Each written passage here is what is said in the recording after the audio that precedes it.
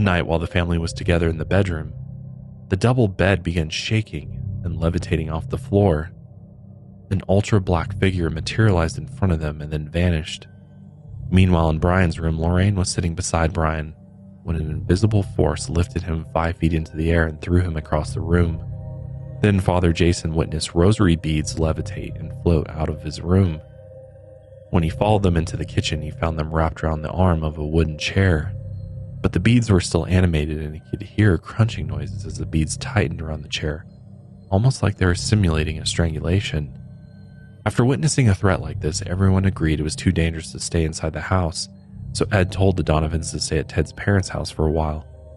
Ted then gave Father Jason and the Warrens a spare key to the house so they could keep investigating. A few days passed, and Father Jason returned to his clergy house. He later told Ed that he kept witnessing a dark figure blocking his bedroom door every night. He felt like a prisoner trapped inside his room every time the sun went down. On April 25th, the Warrens visited the house without the Donovans there, and Ed stepped inside first. Like always, he found the entire place trashed. Plumbing had been ripped out of the walls and most of the furniture was broken. The entire house reeked, and strange fluids were dumped across the walls and floors. Beds were flipped over and rotten food covered the kitchen floor. As he walked through the chaos, he shouted religious provocations, and he threatened the entity that he would get the church involved. This seemed to set the entity off because as he entered the hallway and walked toward one of the bedrooms, he noticed the entire house began to shake. It was like an earthquake isolated to his exact location. Everything rumbled for a moment and then stopped.